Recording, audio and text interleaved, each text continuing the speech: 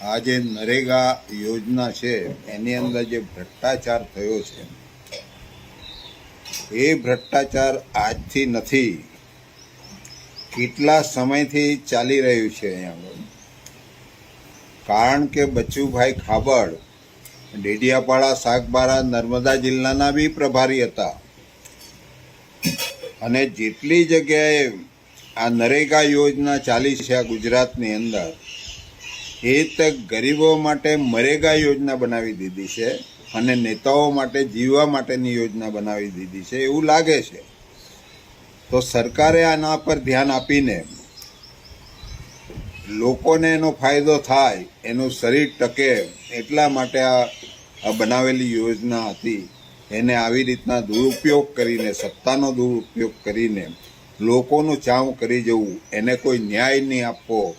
આજે પણ એ સરકારની અંદર બચુભાઈ ખાબડ ચાલુ છે, એને તે જ મિનિટે સસ્પેન્ડ કરીને બહાર કરો ને, એને કાઢી મૂકો ત્યાંથી. શું જરૂર છે?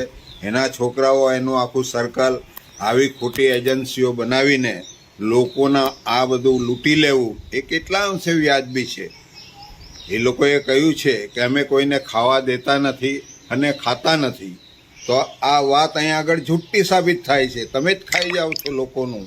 આ ભરૂચ જિલ્લાની અંદર પણ નરેગા યોજનામાં 1500 કરોડ રૂપિયાનું કૌભાંડ થયું છે. એને કોણ બહાર લાવશે? કેમ કે બધા જ ચોર સત્તાની અંદર બેઠા છે, એની તપાસ કોણ કરશે? મારે એમ કહેવું છે. તો એક જાતનું ષડયંત્ર કરીને ભારતના ગરીબ લોકોનું બજેટ ખાઈ જવું, એ આખો એજન્ડા સરકારમાં છે ને એ આજે ફોલો કરી રહ્યા છે.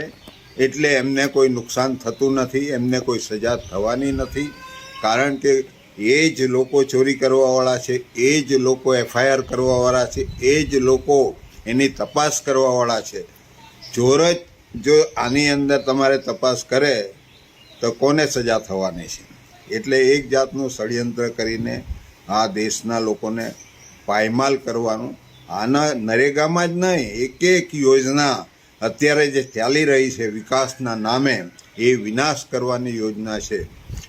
તો આવા લોકોને ઓળખી લેવાની જરૂર છે. આગામી જે ચૂંટણીઓ આવવાની છે તાલુકા જિલ્લા પંચાયતની, એના માટે બધું આ દોડધામ છે, બીજું કંઈ છે નથી.